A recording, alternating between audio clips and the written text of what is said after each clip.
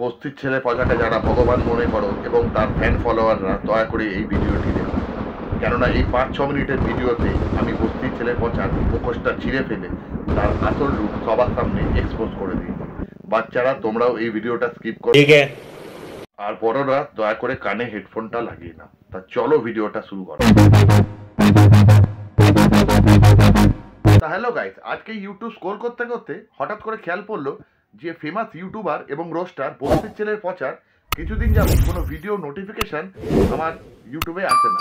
তা ভাবলাম যে কেন এরকম, আমার তো তাকে সাবস্ক্রাইব করা আছে, তার নোটিফিকেশন তো আসা উচিত, আর এত লেট করে তো ভিডিও ছাড়ে না।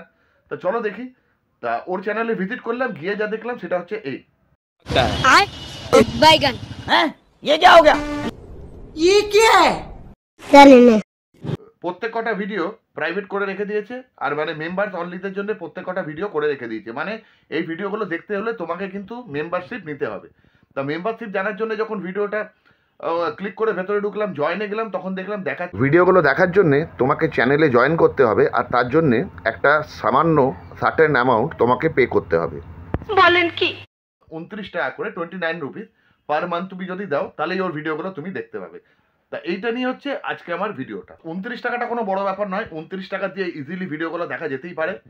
তুমি যদি একবার 29 টাকা রিচার্জ করো, তাহলে তুমি জয়েন হও, তাহলে তুমি এক মাস তুমি নিশ্চয়ই ওর ভিডিওগুলো সব দেখতে পাবে। সেটা নিয়ে কোনো কথা নয়, এটা তার ব্যক্তিগত বিষয় যে সে নিজের চ্যানেলকে মেম্বারদের জন্য খুলে রাখবে কি আম জনতার জন্য খুলে রাখবে, এটা তার ব্যক্তিগত ব্যাপার। এই নিয়ে আমার কোনো বক্তব্য নেই। বক্তব্য হচ্ছে এই বস্তির ছেলে পচার যে অধ্যতা আমি দেখলাম, মানে এটা কিন্তু আমার ঠিক ভালো লাগলো না। এখানে যেন কেন আমার মনে হলো যে নতুন ফলোয়ার গেইন করাচ্ছি বস্তির ছেলে পচা পয়সা কামানোর দিকে বেশি নজর দিচ্ছে।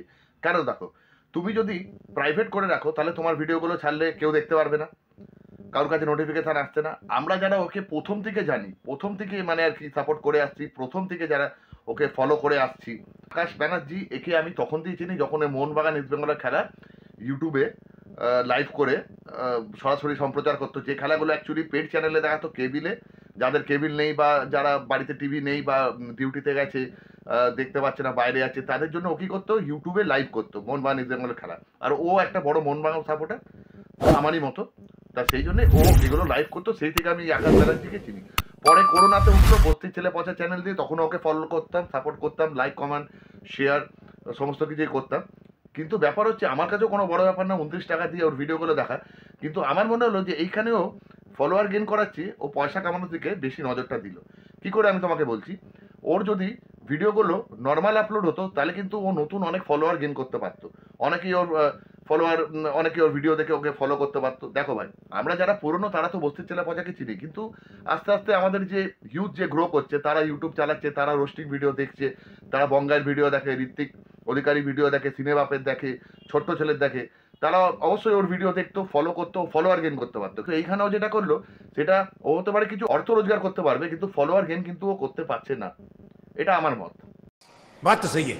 আমরা যারা ইউটিউব ভিডিও বানাই আমরা প্রত্যেকেই জানি যে তুমি যদি ইউটিউবে চ্যানেল করে ফলোয়ার গেইন করতে চাও দ্রুত, তাহলে সবচেয়ে ভালো হচ্ছে রোস্টিং চ্যানেল বানানো। কেন রোস্টিং চ্যানেল প্রচুর লোক দেখে, শুধু যে কলকাতার লোক দেখে তা নয়, বাংলা ভাষায় রোস্টিং চ্যানেল যদি বানিয়ে তুমি ভিডিও আপলোড করো তাহলে বাংলাদেশ থেকেও পাবলিক পাবে, অনেক জায়গা থেকেই তুমি ভিউয়ার্স পাবে।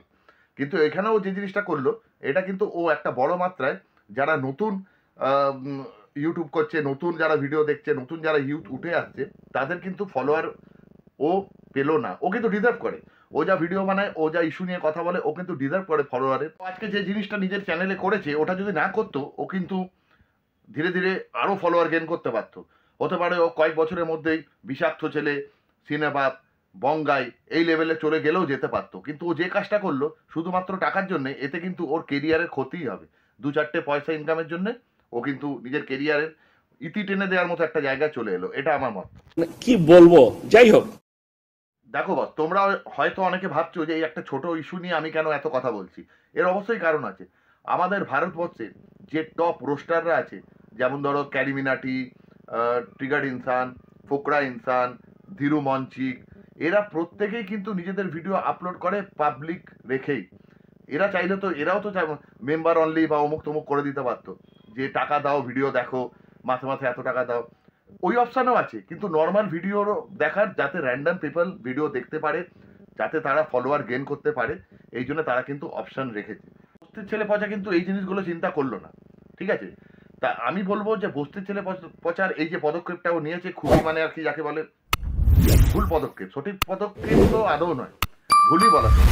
তা ওকে, ও এত বড় একটা ক্রিয়েটার, ওকে দেখে এবার ছোটখাটো ক্রিয়েটার যারা একটু ফলোয়ার গেইন করবে, একটু মোটামুটি জায়গায় এসছে, তারা এবার কি করবে, তারা ওরকম প্রাইভেট করে দেবে, মেম্বার অনলি করে দেবে।